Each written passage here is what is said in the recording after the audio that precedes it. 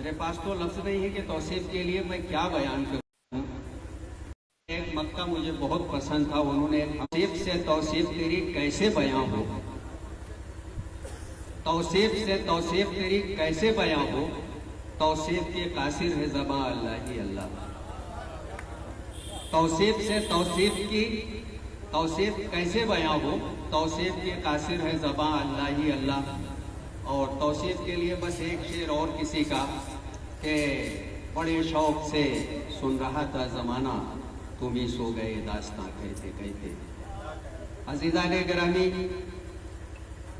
Doctor Tausif सल्लमू मेरे हाथों के खिलाए हुए थे। हमने उनको गोद खिलाया, उंगली पकड़कर चलाया नहीं, बल्कि यहाँ तक उनके जो बड़े भाई थे उनके साथ भी यही रहा कि वो भी मुझसे छोटे थे तो उनको भी घुमाने ले जाया करता था। वक्त है, अल्लाह ने जब बुला लिया तो सफ़र करना है, जब मेरा आएगा तो मुझे भी जाना पड़ेगा। मुख्तसरन में कमर फाउंडेशन के कुछ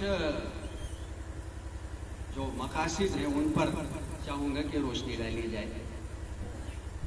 कमर फाउंडेशन का जो एक मेन मकसद है वो ये है कि जो हमारी मुस्लिम कम्युनिटी के नौजवान हैं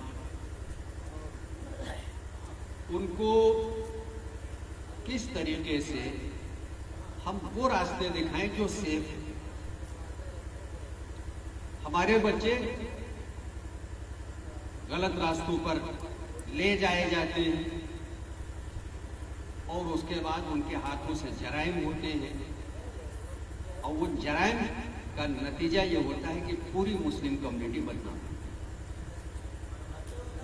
जहां तक मेरा ऑब्जर्वेशन है, इसमें सबसे बड़ा दखल सोशल मीडिया का।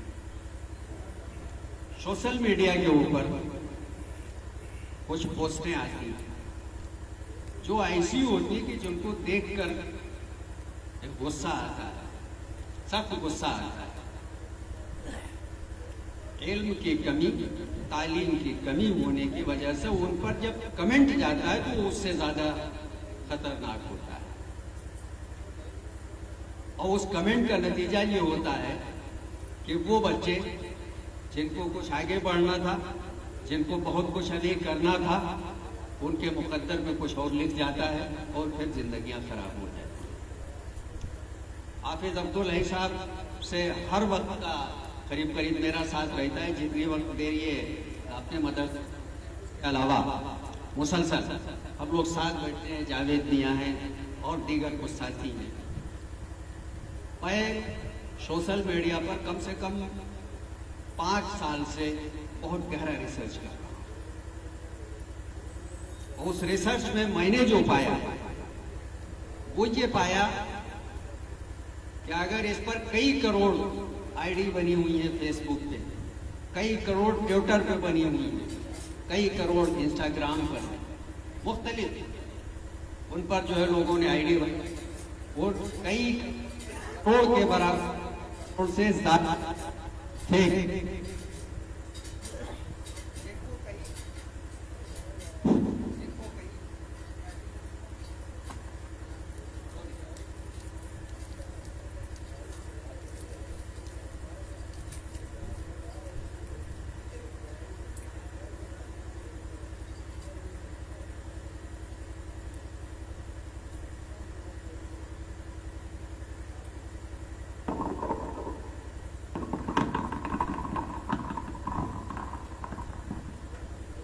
जिनको कहीं बहुत दूर दूसरे मुल्कों में बैठकर जो है ऑपरेट किया जाता है।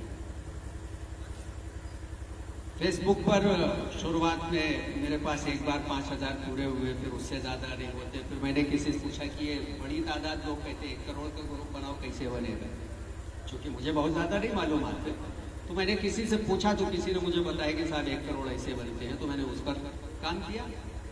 अब जब वो सारे दोस्त बने तो मैंने उनकी एक एक पोस्ट की स्टडी करनी शुरू की। तो करोड़ों तो नहीं कर पाया, लेकिन जहाँ तक किया वहाँ कुछ चीज़ें जो मुझको मिलती गई, तो उनके आइडियाज़ को खोलकर फिर उसको तलाश करना कि ये बंदा कहाँ से जो है इसको मूवमेंट कर रहा है।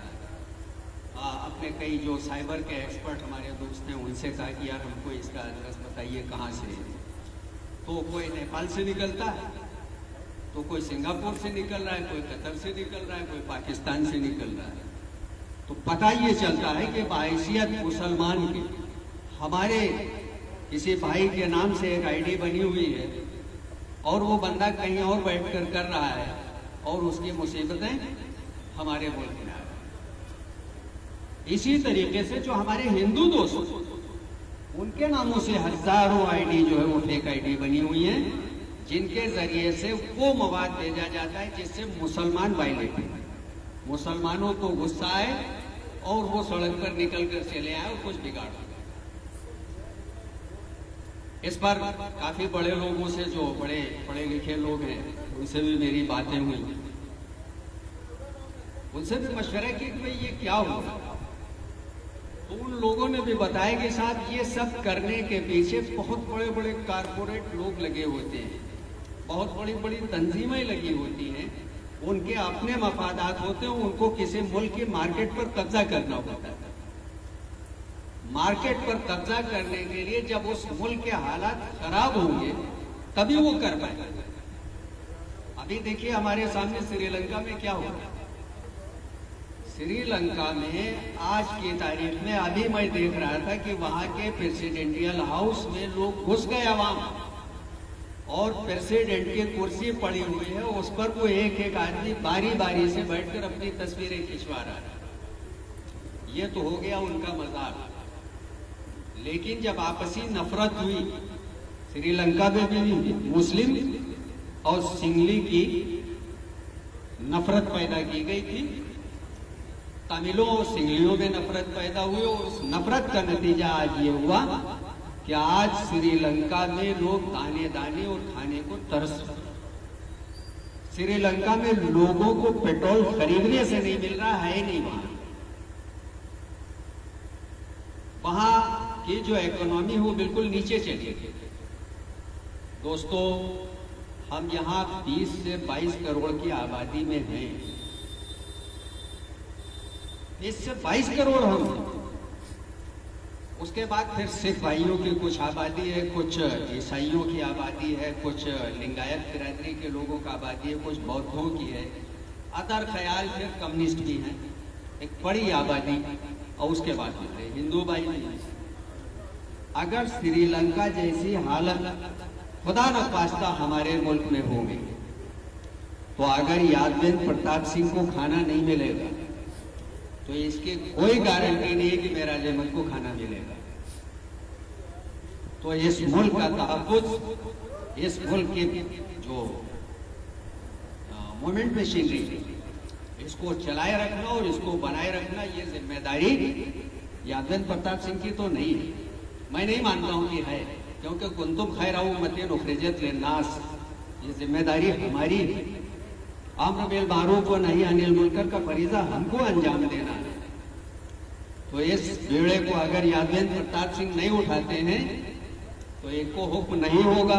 हमने ज्यादा स्टडी नहीं की है वेदों की और पुराणों की, लेकिन कुरान की जहाँ तक स्टडी का सवाल है, मैं पूरी जिम्मेदारी के साथ कह सकता हूँ कि पूरी दुनिया का एक एक मुसलमान इस चीज का जिम्मेदार है कि जमीन पर कोई फसाद पैदा नहीं होना चाहिए, जमीन पर उसका पड़ोसी कोई भूखा नहीं सोना चाहिए, किसी यतीम की हक तलफी नहीं होना चाहिए, शराब और जुआ यहाँ नहीं होना चाहिए, उससे लोगों को रोकना होगा।